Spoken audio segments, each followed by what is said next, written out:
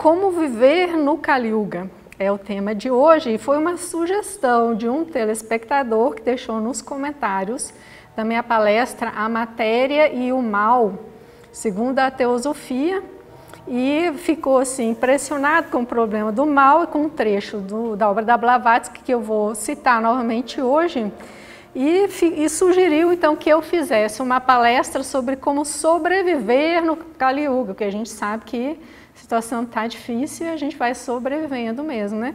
Mas então eu mudei um pouco o título e dei uma amenizada, coloquei como viver no Kali Yuga, né? Antes que as pessoas pensassem que eu deixaria aqui dicas sobre construir um bunker, né? Sobre como economizar energia, né? No caso do fim do mundo, né? Então não chega tanto, a gente sobrevive, mas a gente também vive, né?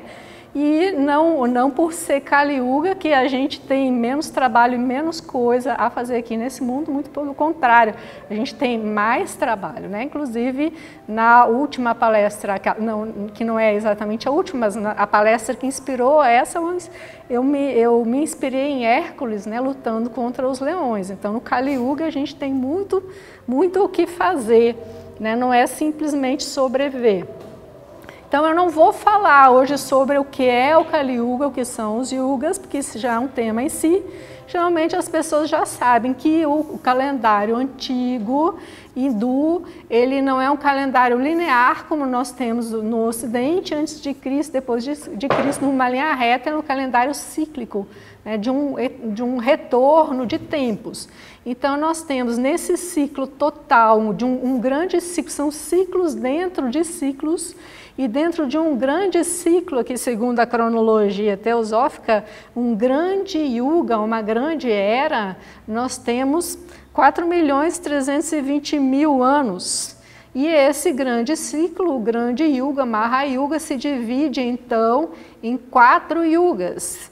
E o Kali Yuga, então, que é esse mais temível, né, no qual nós estamos vivendo, é ainda o menor. Então, isso nos serve de consolo, né, porque o Satya Yuga, que é a primeira parte desse grande ciclo, tem uma duração de 1.728.000 anos, que é uma idade, uma era de harmonia, de equilíbrio, e aí depois, conforme a descida do espírito da matéria, conforme os corpos vão se densificando, o corpo humano vai perdendo as faculdades mais sutis, né?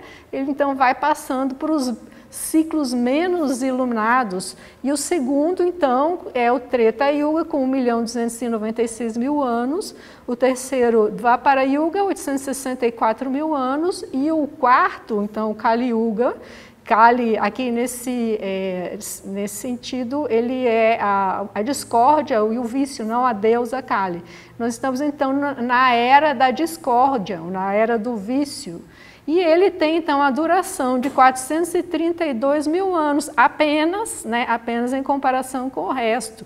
Então, é muito bom que são apenas 432.000, nesse total aí de uma quantidade muito maior. E, assim, a parte não tão boa é que ele iniciou recentemente, há pouco mais de 5.000 anos, com a morte de Krishna, em 3.102 a.C. Então, de 432.000 anos, nós vencemos já 5.000 anos. E ainda tem, então, um bom tempo pela frente, né? E a gente não pode esperar, assim, estamos entrando numa era de luz, uma era de fraternidade, não, nós estamos ainda no início do Kali Yuga, mas é um tempo de grandes oportunidades para quem quer evoluir. Aqui, então, eu vou seguir repetindo o trecho que a Helena Blavatsky escreveu na Doutrina Secreta, eu vou ver aqui no volume 2, e que eu mencionei, então, na palestra sobre a matéria e o mal, né? E o nosso colega telespectador ficou bastante impressionado. Ela disse, assim como o Satya Yuga, que é aquele primeiro, né, a idade a era da harmonia, é sempre o primeiro na série das 4 idades ou yugas, o Kali Yuga é sempre o último. Então começa assim de cima para baixo, né? No início, as almas ainda estão num estado mais puro, porque elas vieram de um sucesso do ciclo anterior, e aí então elas têm que atravessar um período de densificação da matéria, e aí começam os desafios. Depois é o salve-se quem puder, né, que consegue atravessar então esses tempos sombrios sem se corromper. Então agora nós estamos nesse último ciclo, que é última fase do ciclo, que é o Kali Yuga. Ela diz assim, a Helena Blavatsky: o Kali Yuga reina agora na Índia e parece que coincide com o da Idade do Ocidente, que seria a Idade de Ferro, correspondendo à teoria de Platão. De qualquer modo, é curioso observar quão profético foi em quase todas as coisas o autor do Vishnu Purana. Para quem não sabe, os Puranas são uma coleção, uma parte das obras do hinduísmo antigo, e ele é composto assim, de lendas, mitos, só que esses mitos eles falam de forma alegórica da história do mundo, da história da humanidade, o desenvolvimento da humanidade e também dos ciclos e, por sua vez, do futuro, porque ciclos passados sempre se repetem.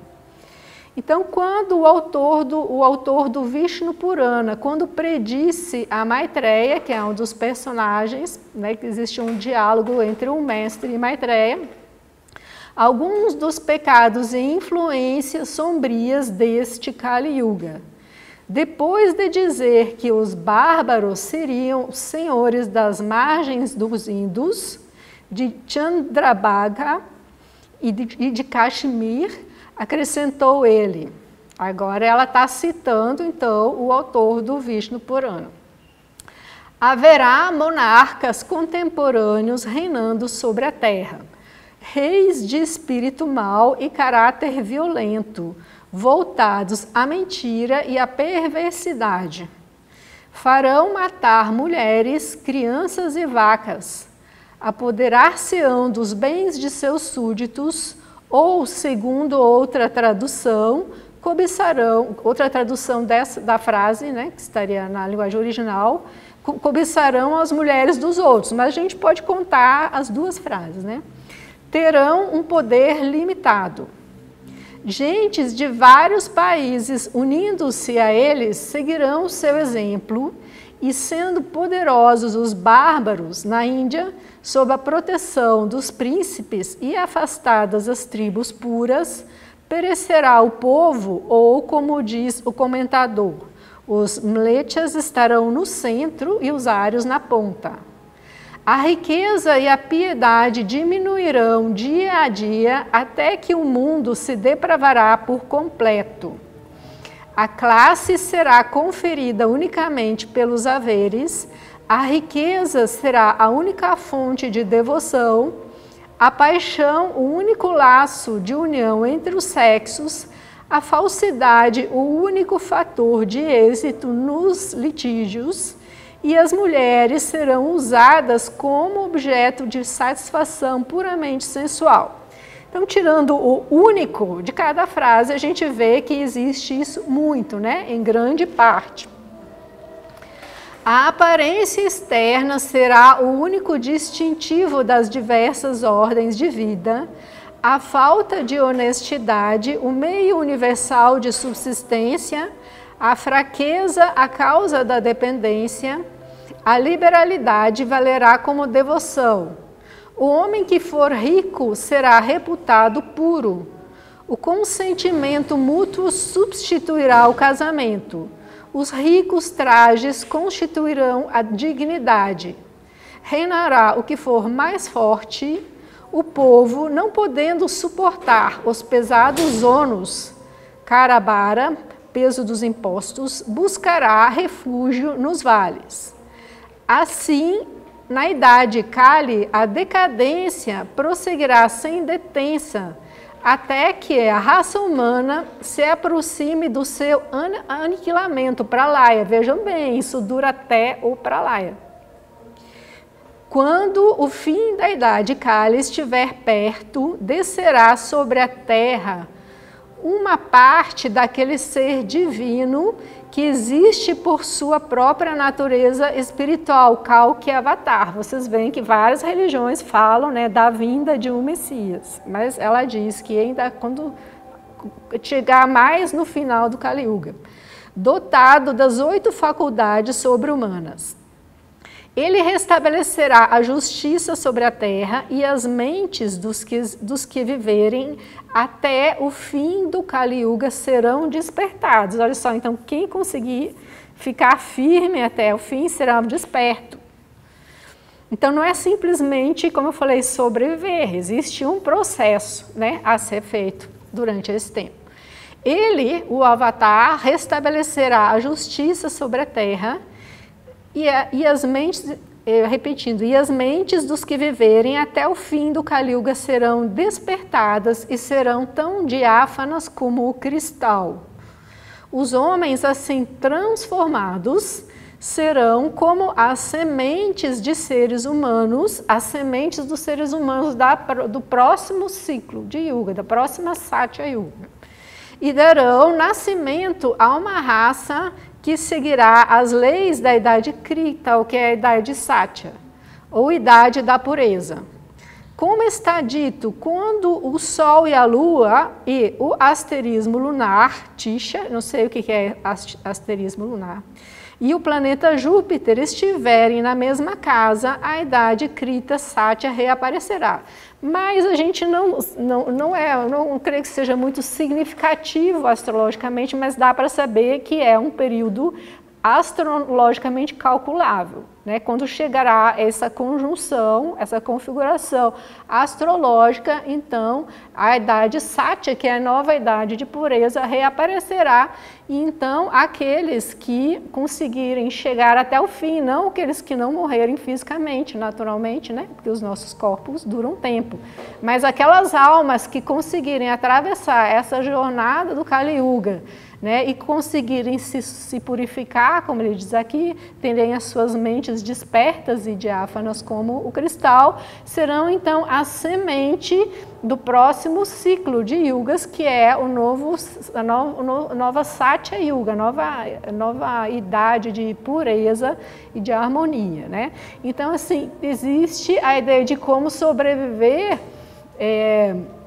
Eu acho isso assim um tanto pessimista, né? Porque que lembra uma ideia de sobreviver a uma guerra, construir um porão na casa com mantimentos e tal. Mas isso aqui traz a ideia assim de um trabalho a ser feito de evolução, né? Para atravessar esse ciclo tão duro.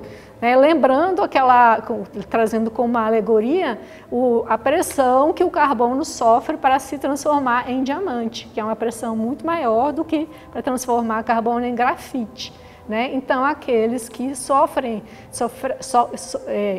enfrentarem essa pressão, se transformarem, né, em mentes puras como cristal, serão as sementes da nova era. Então, agora voltando, tirando as aspas, e continuando no texto da Blavatsky, ela diz, certa ou não a última profecia, que é esse ressurgimento, né, de uma nova idade, que essas pessoas sobreviverem e se evoluírem, as predições sobre o Kali Yuga se acham bem descritas, já isso no século XIX, e se casam admiravelmente ao que vemos e ouvimos na Europa e em outras terras civilizadas e cristãs em pleno século XIX e na aurora do século XX de nossa grande era de luz, entre aspas, naturalmente é uma grande ironia, né? Essa era de luz, né? Que na verdade é uma era de trevas. Então, ela está dizendo que já no século XIX isso era muito bem visto e agora no século XX, XXI, então, nem se fala muito mais, né? Então, eu queria fazer uma observação,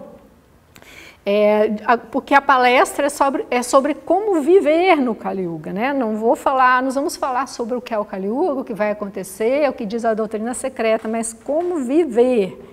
Agora, eu acho que o mais óbvio, que não está escrito aqui, não precisava estar escrito, e é o óbvio ululante, como viver é não ser assim, né? A primeira coisa é não ser assim.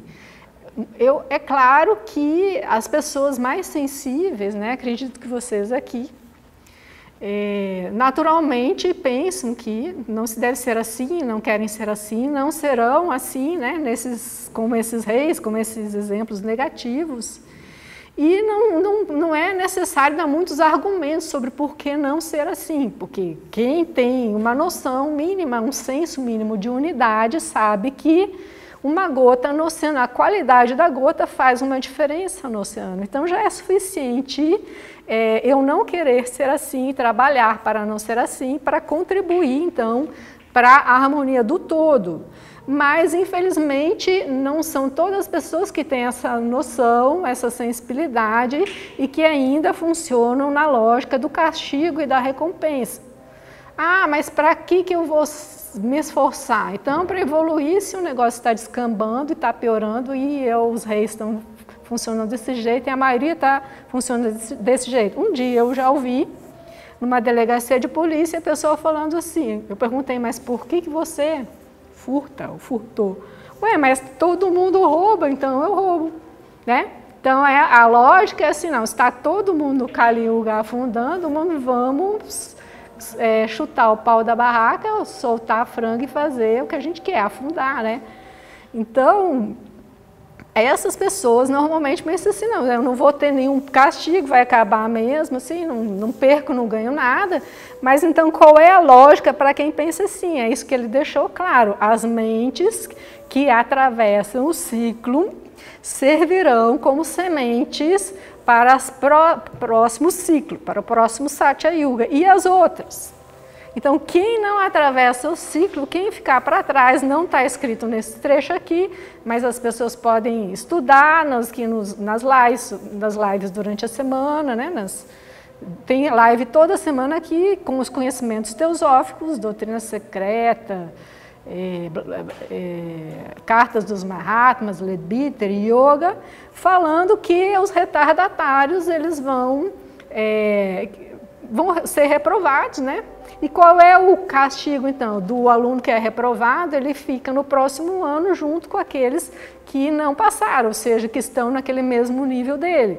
Então, é mais ou menos como morrer, né? Qual o castigo do pós-mortem? O castigo, não existe castigo, existe uma consequência de perder a objetividade do plano físico, que serve, né, como um estanque de separação entre fases ou níveis. Você pega, por exemplo, uma mistura de uma substância composta que separa-se em areia, água e uma substância intermediária. Você não para de mexer, a areia fica embaixo e a água fica em cima, as substâncias de densidade intermediária ficam no meio. Então, o plano físico, a matéria física, ela funciona mais ou menos como compartimentos objetivos de colocar todas as faixas vibratórias das pessoas no mesmo espaço-tempo, né? Aqui tem desde santo até psicopata, aqui no plano físico, né? Porque nós estamos fechados dentro de um corpo físico, tem um espaço-tempo compartilhado. Agora, você tira aqueles corpos sutis desse plano físico, né? O que acontece? Elas automaticamente vão se separar em fases de densidade. Então, céu e inferno após a morte, eles são simplesmente essa separação natural conforme as densidades. Então, a pessoa que tem uma energia mais densa, mais grosseira, mais violenta, vai ficar naquela faixa vibratória junto com outros seres naquele mesmo de energia e vai ser um inferno aquilo ali. Está igual com os outros que são iguais a ela. E quem está num nível mais elevado vai ficar também naquela vibração mais elevada. E aí, então, nesses planos de manifestação, como tem esse propósito, que eu não vou filosofar muito sobre isso, mas existe o propósito de densificar tudo, de colocar tudo no mesmo plano objetivo, de tempos em tempos também existe uma separação, porque senão a coisa não progride, né? Então, essas almas que não conseguirem atravessar, né, esse processo de tensão, e de necessidade de evolução, elas vão ficar para trás e a consequência, então, é que vão renascer em mundos do nível em que elas estão, né? Então, assim, eu não vou me esforçar, não vou ajudar, porque fica por isso mesmo, fica por enquanto, né? Mas depois vai voltar, como se diz, vai voltar lá para a 5ª série, vai ter que enfrentar tudo de novo com pessoas do mesmo nível, até pior, né? Então, essa é a lógica de quem ainda não tem a sensibilidade natural, mais espontânea de contribuir, né, com o senso de unidade.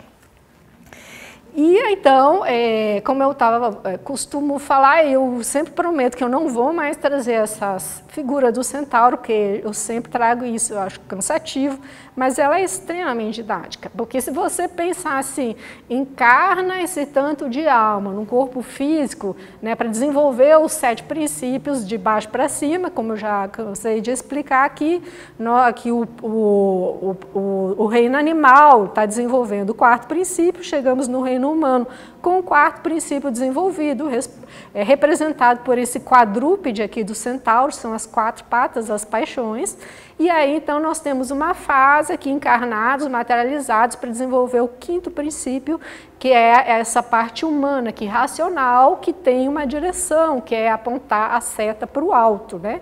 Que é o espírito, ela tem uma meta. Então você pensa bem, o seu cachorro pode ser uma criatura muito fofa, muito bonzinho, se você não der mente para ele, porque a falta de mente limita ele não consegue ser muito mal. Ele pode ser um pouco agressivo, mas é dentro do limite da natureza. Se o cachorro do vizinho passa, ele late, mas daqui a pouco o cachorro vai embora e ele para de latir, esqueceu aquilo ali. Ele não tem aquela memória, né, do 5º princípio para criar processos neuróticos profundos como nós, apesar de que a gente sabe que eles são traumatizáveis também, os animais, mas não chega a ponto de desenvolver, né, perversidades como no ser humano.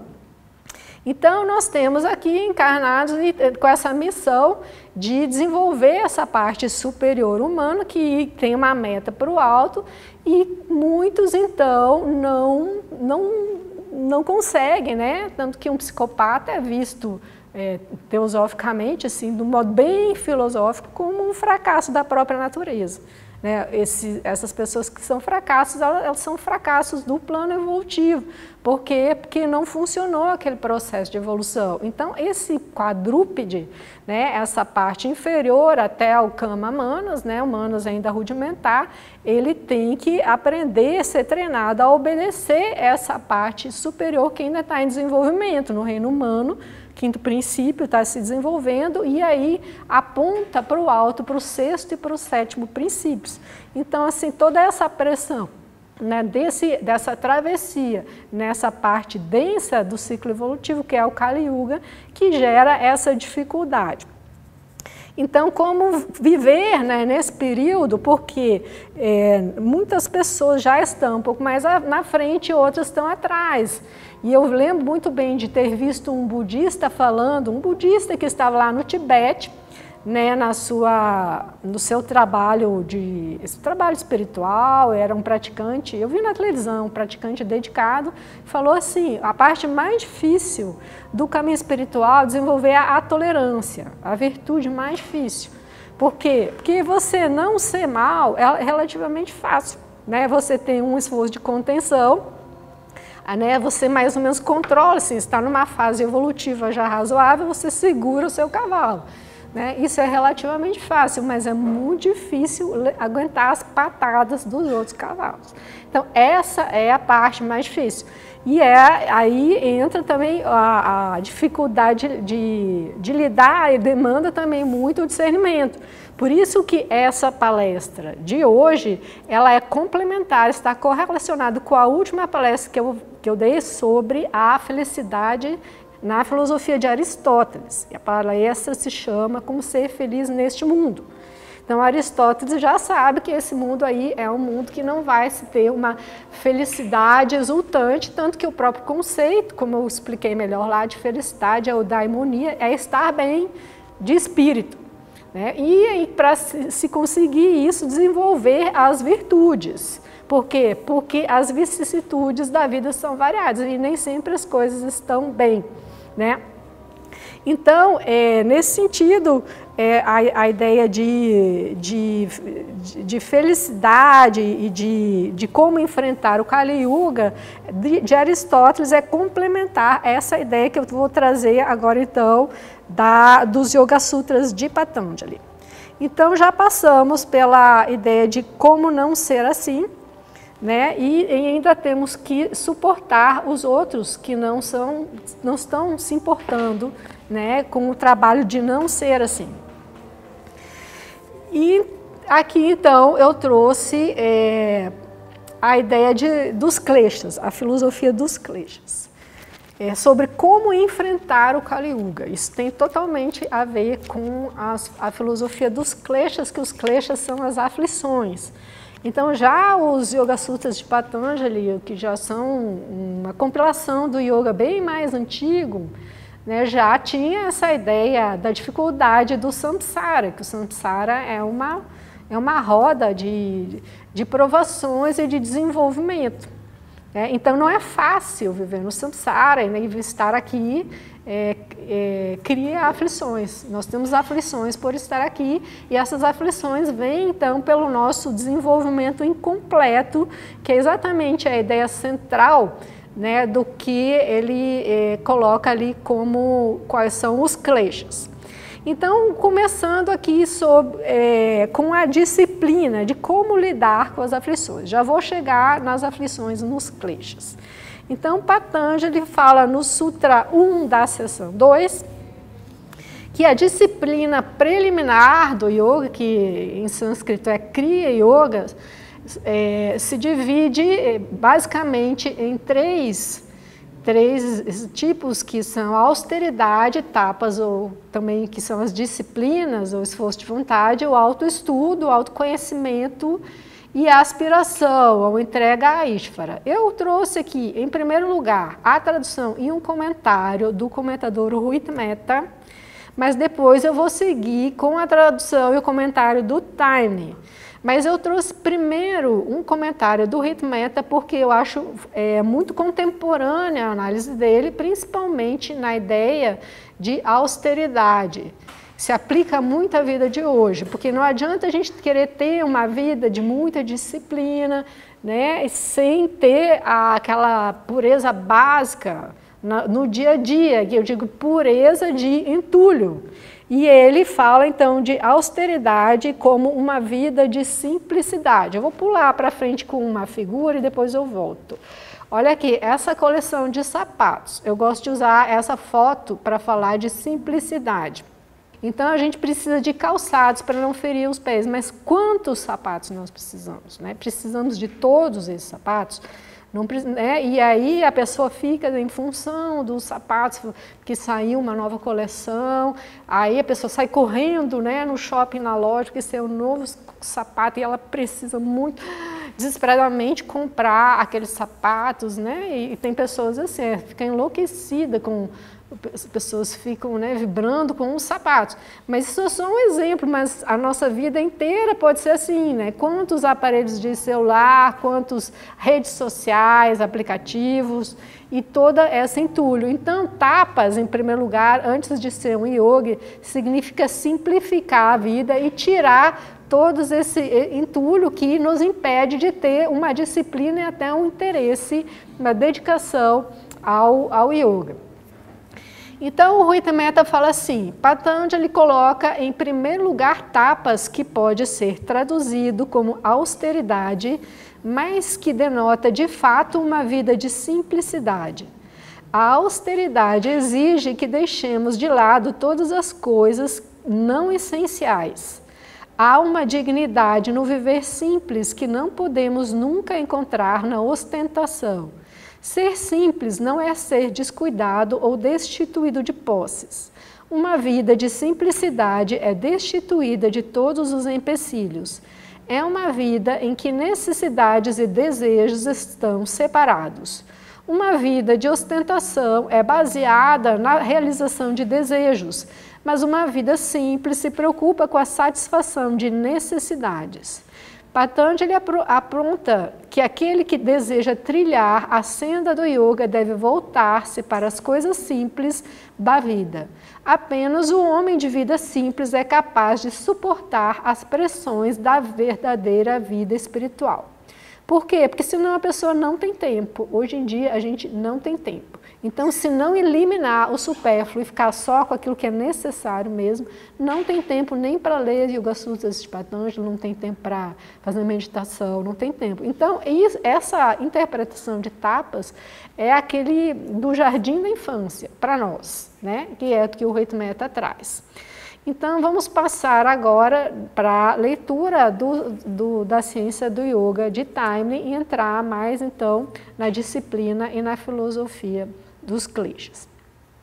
Ele diz, então, a austeridade, tapas aqui já é austeridade, já tem a ver mais com uma vida de firmeza de propósito para trilhar uma disciplina, autoestudo, né? Essa busca do autoconhecimento e entrega a Ishvara. Ishvara, então, assim, seria entrega, a gente pode interpretar isso de uma maneira mais ampla que aqui, no sistema dos Yoga Sutras, porque Ishvara aqui é a ideia do Deus construtor. A gente sabe que na teosofia a gente tem várias instâncias de manifestação, inclusive um espírito absoluto imanifestado para Brahman, que nunca se manifesta. Então, quando o mundo vai se expressar, vai se concretizar, vai se manifestar, ele precisa ser organizado. E essa organização tem um regente. E aí que surge, então, o Deus construtor, regente, organizador, que é chamado, então, de Ishvara. Ishvara, em sânscrito, significa chefe ou regente. Então, o buscador, ele vai, então, além de ter a sua disciplina, além de ter o estudo, a busca do autoconhecimento, ele vai, então, se entregar, né, se devotar, entregar a vida a Ishvara, que você pode chamar de Deus também, só saber que não é um Deus cristão. Daí ele já canaliza muito da energia dele e aí ele já fica menos suscetível àquelas aflições que normalmente a gente tem quando a gente está nessa vida, né, dispersa aí dos sapatos e das milhares de coisas, né? Nada contra os sapatos, foi só um exemplo aqui. Então, a austeridade nessa interpretação é a disciplina do praticante. Tá? Então, esses três aqui são chamados de Kriya Yoga ou Yoga inicial. Agora, uma coisa que eu vou já frisar, mas daqui a pouco eu vou ler um trecho interessante, que é Yoga inicial. Normalmente, quanto mais sem noção é uma pessoa, ela quer pular a parte inicial. Eu quero lá no final, eu quero avançar. E aqui no yoga é exatamente o contrário. Como vocês vão ver, né, nas outras passagens, quando existe um yogi ou um mestre já de autodesenvolvimento e quando ele cai na senda, ele cai por causa dessas coisas iniciais. Então, aqui o inicial é o final. Ali é onde o buraco, como ele diz, o sapato aperta, onde o buraco é mais embaixo, ali que é o terreno escorregadio. Por isso que assim, não adianta pensar que vou atingir níveis altos de samadhi, experiência mística, cósmica. Ele pode ter isso, né? Ter essas experiências, mas ele não vai sair do samsara, não vai atingir kaivalya sem resolver essa coisa básica aqui. Né? Então, isso é o alfa e o ômega da libertação, né? De lidar, então, de sair desse sofrimento aí, de atravessar esse Kali Yuga e evoluir. Então, ele diz que Kriya Yoga, esses três, a Kriya Yoga é praticada para atenuar os kleshas ou as aflições e produzir o samadhi. Mas, na verdade, tudo isso leva o quê? A kaivalya, que é essa iluminação final de chegar, botar o ser humano num ponto que ele não precisa mais ficar encarnado aqui. Ele não é mais obrigado a encarnar, ele já se transformou num ser acima do ser humano. Então, quais são os kleshas, quais são as aflições? Esse trecho aqui dos kleshas resume bem aquilo que eu falei sobre o que é o processo evolutivo, como a alma atravessa o mundo material.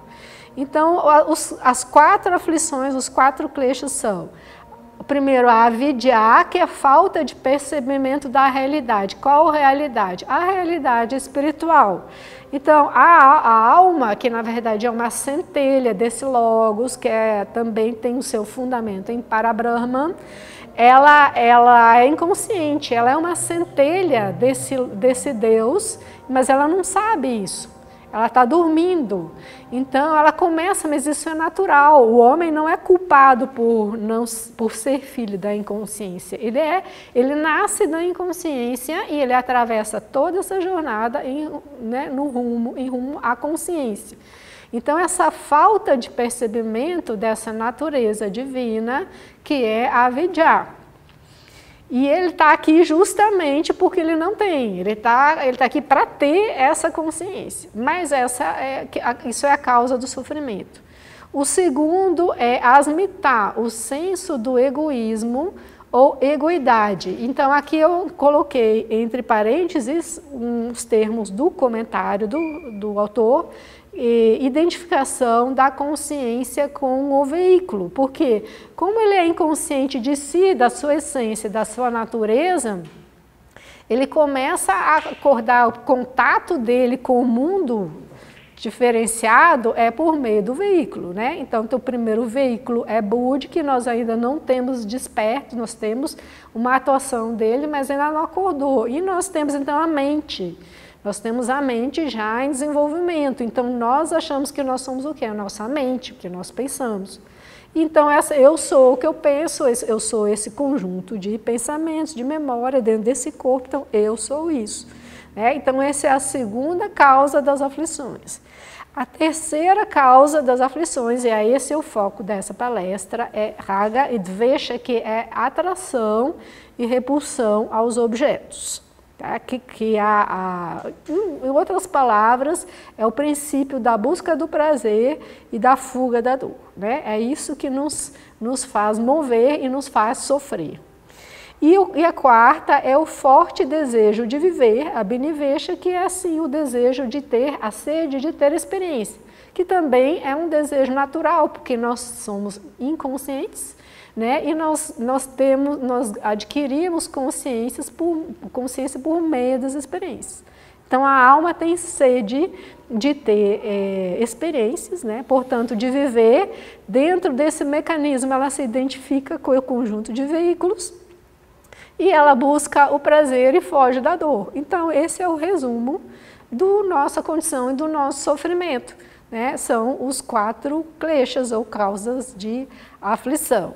Então, segundo aqui o Patanjali, são as causas de todas as misérias da vida. Mas você pode resumir isso: a causa da miséria é esse estado que ainda não há, onde ainda não há uma evolução, né? A falta de amadurecimento. Então, eu vou focar aqui na repulsão, tá? Porque a questão que foi colocada era como viver ou sobreviver no Kali Yuga. E aí a dificuldade maior é suportar, né? Nós temos repulsão a essa situação. Eu não vou nem descrever aqui a situação que nós vivemos no mundo, né? Porque todo mundo já sabe, e a Blavatsky então retratou no século XIX, a gente sabe que ainda está valendo. Então a atração, eu só estou citando aqui, não vou entrar no assunto, porque a atração é o oposto da repulsão. A atração que acompanha o prazer é Raga. A repulsão que acompanha a dor é Dvesha. Mas são duas faces da mesma moeda. Então, vamos ver o que o Taimni comenta então, sobre a repulsão. Né? A dificuldade de tolerar, né? de estar aqui nesse Kali Yuga. Dvesha é a repulsão natural que se sente em relação a qualquer pessoa ou objeto que represente uma fonte de dor ou infelicidade para nós. A natureza essencial do eu é a bem-aventurança, aquela natureza que é desconhecida, né? Inconsciente. é a bem-aventurança e, portanto, qualquer coisa que cause dor ou infelicidade no mundo exterior faz com que os veículos externos recuem daquela coisa, ou seja, nós temos uma memória inconsciente de que o normal é a harmonia, né? O normal é a bem-aventurança. Então, aquilo que causa sofrimento, dor, está errado, é anormal. O que foi dito sobre raga, que é o prazer, né? A atração, quer dizer, é aplicável a dvesha em sentido contrário, já que dvesha não é senão raga com sinal negativo. Os dois formam um par de opostos. Ele quer dizer assim, enquanto nós estamos, né, nesse mecanismo de fuga da dor, é a mesma coisa que estar em busca do prazer. Se eu estou fugindo da dor é porque eu quero um prazer. Se eu quero um prazer é porque eu estou fugindo da dor, né? E aqui, então, nessa fase de Kali Yuga, porque a gente pode até se comparar assim, com as ideias do cristianismo medieval, que o prazer era um pecado, então a pessoa não podia nada, né? Mas era relativamente fácil, não podia isso, não podia aquilo. Mas hoje a gente tem que suportar muitas coisas, inclusive agora um desequilíbrio climático, que a gente não sabe nem para onde vai, guerras, né? O próprio estado de violência, de egoísmo. Então, é dentro dessa árvore aqui de sofrimento que esse é o pior, né? Esses dois kleshas são os piores.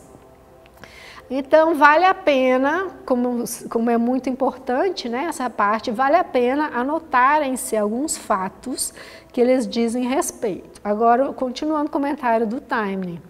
Primeiro, as atrações e repulsões que nos prendem a inúmeras pessoas e coisas, de modo acima indicado, condicionam nossa vida de maneira incrível.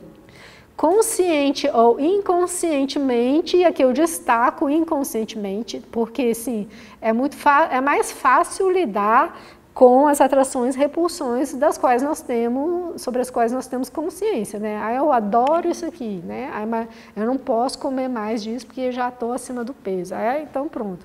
Né? E isso aqui eu detesto, assim, não, mas eu tenho que ter educação, detesto, mas eu tenho que ter educação, então vou me comportar bem. Então, essa parte consciente é relativamente fácil, que a gente tem consciência. Agora, a parte inconsciente, né, ela é mais difícil, ela é a mais determinante, porque a gente não se dá conta, a gente vai se levando, sendo levado por esses mecanismos de atração e repulsão, e a gente não percebe, e isso vai moldando a nossa vida, né, e vai nos direcionando às situações. Conscientemente ou inconscientemente pensamos, sentimos e agimos de acordo com centenas dessas predisposições produzidas por esses laços invisíveis, dificilmente restando qualquer liberdade para o indivíduo agir, sentir e pensar livremente. É reconhecido o condicionamento da mente que acontece quando estamos sob o domínio de qualquer atração ou repulsão muito forte, mas poucas pessoas têm qualquer ideia da distorção produzida em nossa vida por atrações e repulsões menos relevantes ou o quanto nossa vida é condicionada por elas. Isso que eu acabei de falar, né? Pelas atrações e repulsões mais inconscientes. 2. Essas atrações e repulsões prendem-nos aos níveis inferiores da consciência, pois somente nestes elas podem ter liberdade de ação. Olha só, se eu estou consciente, essas tendências elas não têm liberdade de ação, tem menos, né? Porque nós estamos vendo.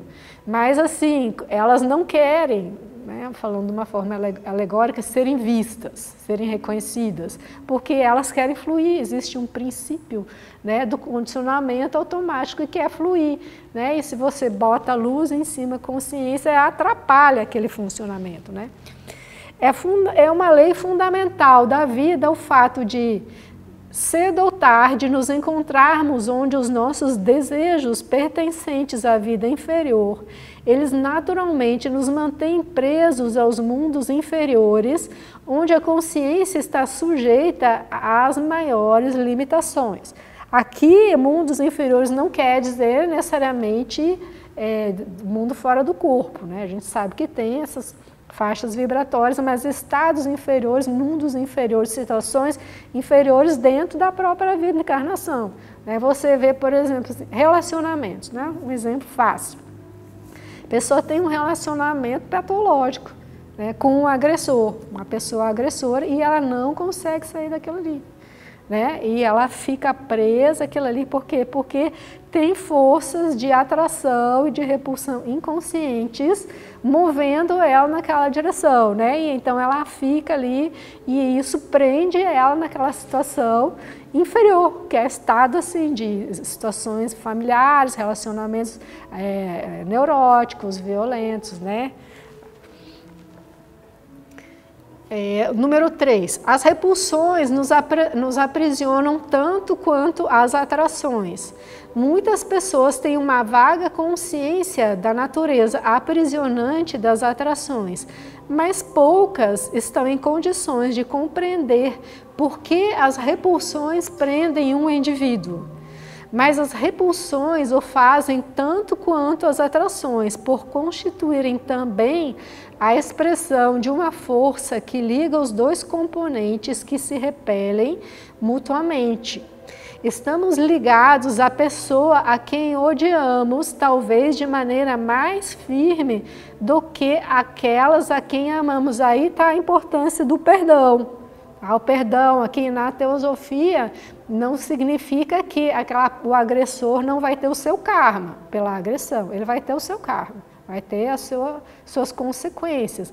Mas a gente perdoa, não é pelo outro, a gente perdoa em primeiro lugar para si. Claro que a gente perdoa para o todo, né? Para harmonizar o todo, mas pensando em si, a gente, na questão pessoal, a gente perdoa para si, porque se não houver o perdão, não existe o desligamento com aquela pessoa da qual se tem ódio, né? Porque o ódio, ele prende muito mais do que o próprio amor, porque, como ele diz aqui, já que o amor pessoal pode ser facilmente transformado em impessoal, perdendo assim o seu poder aprisionante. Então tem aquelas pessoas onde existe amor e existe apego.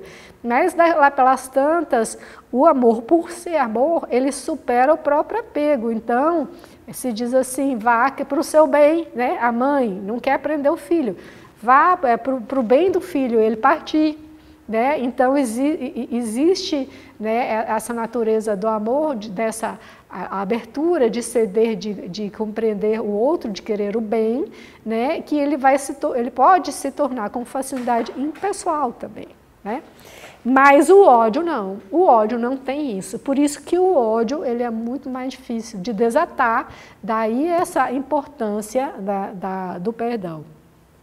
Mas não é tão fácil transformar a força do ódio e dessa forma, o veneno por ele gerado é removido da natureza de alguém com grande dificuldade.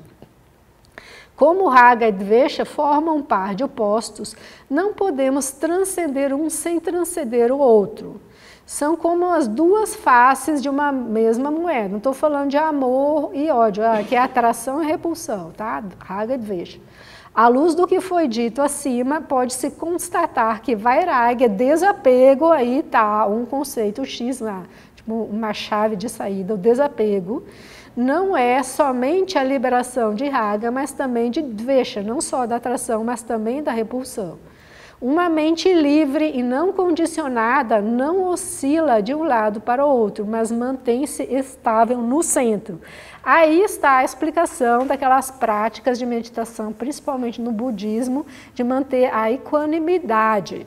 Né? Você está sentado ali, então muitas coisas incomodam, outras coisas são atraentes, mas você não cede nem a atração, nem aquele incômodo para treinar essa equanimidade, né? De permanecer equilibrado no seu centro a despeito dessas duas forças, né? De atração e repulsão.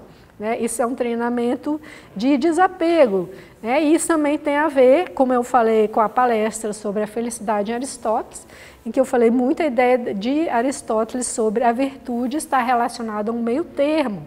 Olha só, a mente livre ela se mantém estável num centro. Né? Ela precisa resolver uma situação. Por exemplo, problema de consumidor, né? Fui lesionada. Eu vou deixar ser tipo trouxa? Deixar assim, não, vou perder, não, isso é um extremo. Mas também não vou quebrar a loja lá, brigar, é o outro extremo. Né? Qual é o meio termo? O meio termo é utilizar os mecanismos de proteção do consumidor. Então precisa ter um desapego dessas forças, né, para se manter nesse centro até para agir. Né? E aí esse é o discernimento, que a mente tem que ter liberdade para perceber, então, o que é estar nesse centro. Então, agora, a solução, claro que não tem como resumir aqui o Raja Yoga, né? Vocês vão ter que estudar, depois já fiz várias palestras sobre uns pedaços, né? E a gente só começa a entender bem o livro na segunda vez, né? Tem que terminar ele para recomeçar. Mais uns pontos, né, de solução. Então, os kleshas, né, as aflições, eles podem ser reduzidos pela sua reabsorção de voltar à sua origem. E aqui, entre parênteses, eu coloquei o comentário do Taimni, condição de semente, que ele usa, ou inatividade. Então, origem é a condição de semente. Por que ele diz condição de semente?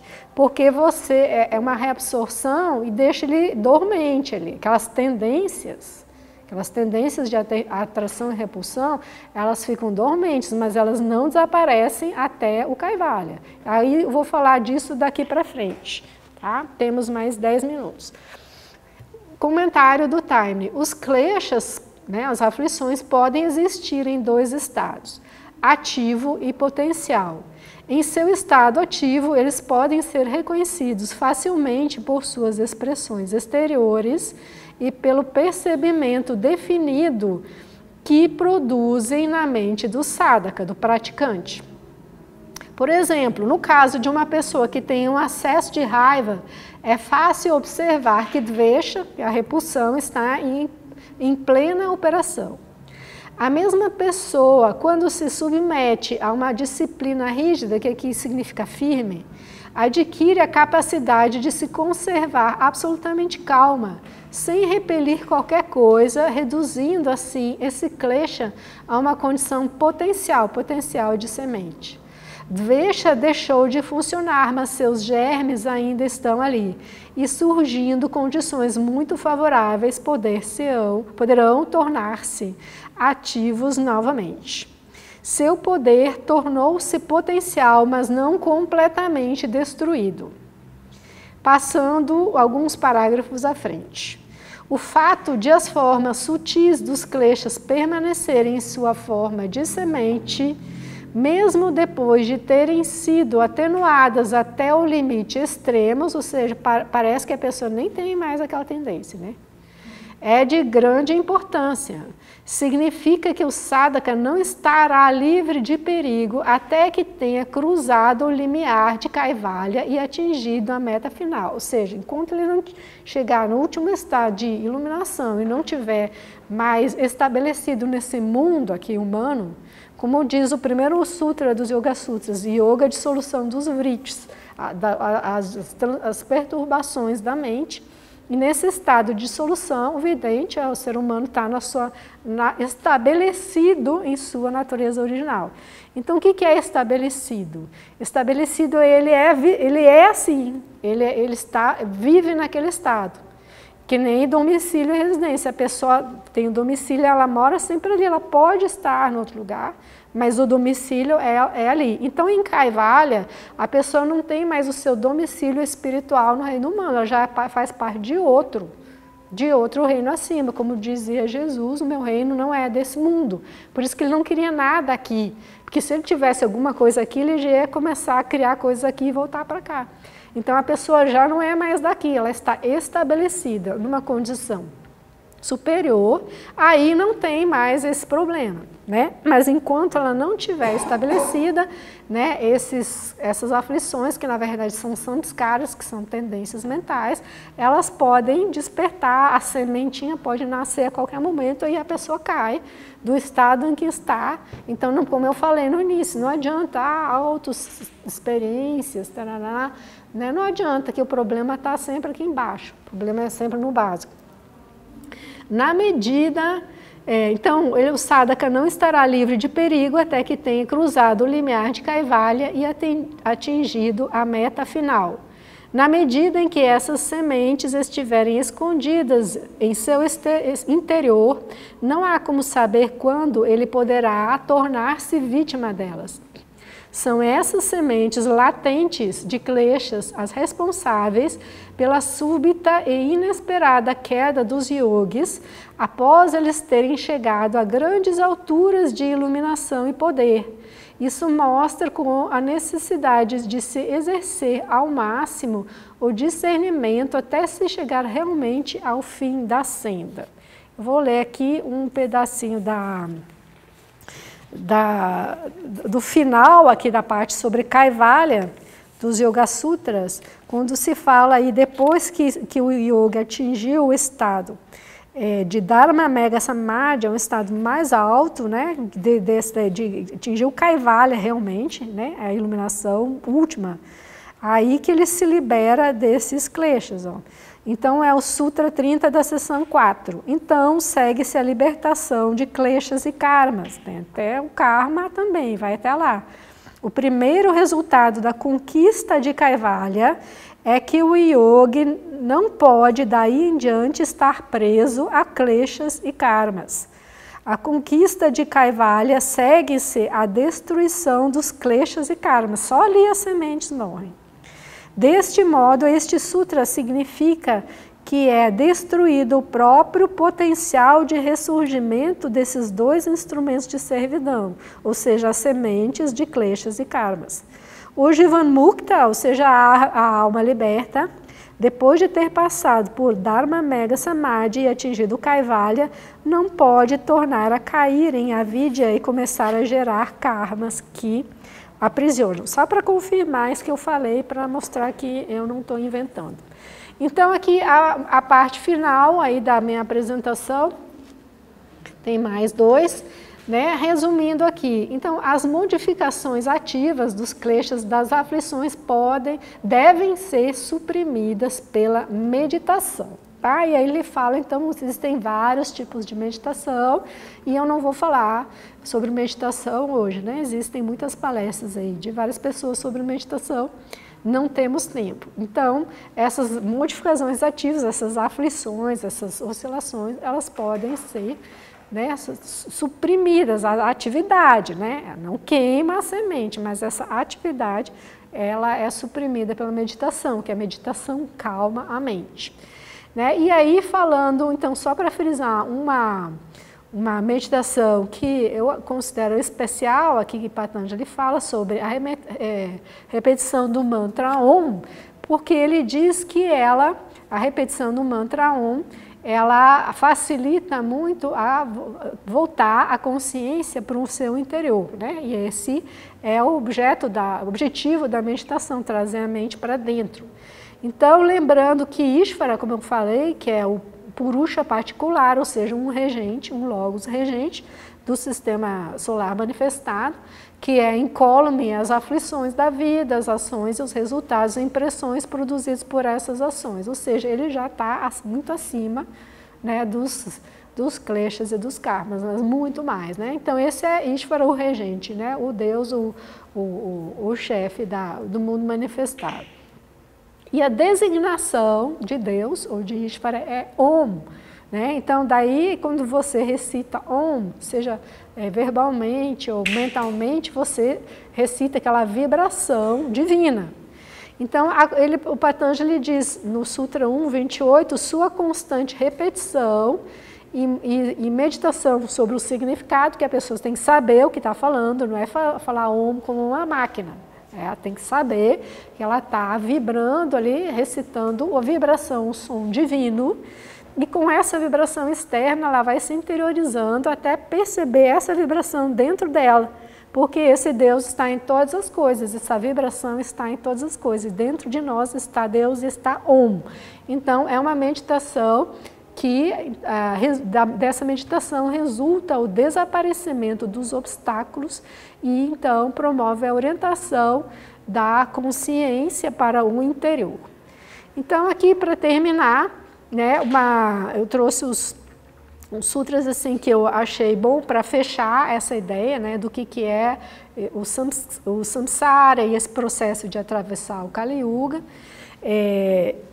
No Sutra número 12 da seção 2, Patanjali diz que o reservatório dos karmas, que é o corpo causal, os quais estão enraizados nos kleshas, ou seja, os karmas estão enraizados nessas aflições. Basicamente na atração e na repulsão, que é isso que nos faz mover e gerar karma. Esse reservatório dos karmas causa toda espécie de experiências na vida presente e nas futuras. Então é por isso que a gente continua reencarnando, porque isso gera karma, vai acumulando e a gente vai precisando reencarnar para esgotar. E não só isso, mas também nos outros kleshas, não só na atração e repulsão, mas no desejo de viver e na ignorância que cria a necessidade da experiência da encarnação. Então, quando a raiz que estiver ali, ou seja, enquanto os kleshas estão ali, precisa amadurecer e resultar em vidas de diferentes classes, duração e experiência. A pessoa vai ter que encarnar. E essas vidas, então, terão alegria ou tristeza como seu fruto, conforme sua causa seja virtude ou vício, né? Conforme más ações vão gerar más experiências, boas ações vão gerar no futuro boas experiências e boas encarnações. Para quem desenvolveu o discernimento, tudo é miséria por causa da dor resultante das mudanças, ansiedades e tendências, bem como dos conflitos que permeiam o funcionamento dos gunas e das vritis. Então, o que está dizendo assim, não chega a ser uma visão pessimista do mundo, mas uma visão realista. Porque, na verdade, o samsara existe para quê? Existe para que a gente desenvolva, desperte esses princípios superiores e se torne, né, um ser humano completo, um ser além do humano também. Então, tudo isso está sempre em mudança. Eu resolvo um problema, amanhã tem outro problema, depois eu resolvo esse, tem outro problema. Tudo isso está sempre mudando, que é a natureza dos gunas, né? Que é a ação, a atividade, o repouso, o equilíbrio está sempre gerando, sempre em funcionamento. Então, nunca vai ter um momento que vai estar tudo bem. Então, isso é da natureza do samsara. Então, o sábio que já percebeu isso, ele vê isso como uma miséria, né? Um sofrimento, ficar reencarnando aqui, e toda hora tem um sofrimento, tem um prazer, mas depois tem uma dor. Então, ele quer sair disso, e é por isso que ele busca a iluminação. E aí, um outro sutra que eu achei importante na sequência, e que mostra que isso aqui não é uma visão pessimista e nem uma apologia ao sofrimento, que às vezes a gente vê no cristianismo, principalmente mais antigo, de que devemos sofrer, porque é bom para nós, porque Cristo sofreu. Né? Ele diz, o sofrimento que ainda não chegou pode e deve ser evitado. Então, todo esse conhecimento de amenizar as aflições, ele serve não só para nos capacitar à jornada evolutiva, mas também para amenizar o sofrimento, a dor nesse mundo que vivemos, né? Então, nós devemos evitar o sofrimento, né? Devemos, então, ter essa disciplina, ter esse conhecimento para evitar o sofrimento. E aí, por fim, então, um comentário do yoga, por exemplo, como é que isso acontece, né? Evitar o sofrimento. Ele diz assim, segundo a filosofia do yoga, a morte não resolve seu problema espiritual do mesmo modo como uma noite de sono não resolve seu problema econômico. Ou seja, a gente tem que trabalhar por isso, a encarnação, né, buscar essa libertação, e não adianta assim, então eu vou morrer, eu vou descansar e na próxima vida vai ser tudo uma beleza, que vai ser outra vida. Na próxima vida a gente vai trazer os samskaras, as sementes da vida anterior, e vai continuar tudo como paramos nessa vida aqui. né? Então, não adianta escapismo de protelar, né? Ou morrer. Às vezes as pessoas pensam em suicidar, que é bem pior, né? Porque tem um sofrimento a mais após a morte. Mas a solução, então, é trabalhar, né? Entrar com coragem nessa jornada, né? Evolutiva, que é o yoga. Então, assim, nós podemos viver, né? Não apenas sobreviver nesse período, né? Tão desafiador como o Kali Yuga. Agradeço a atenção de vocês. Até a próxima.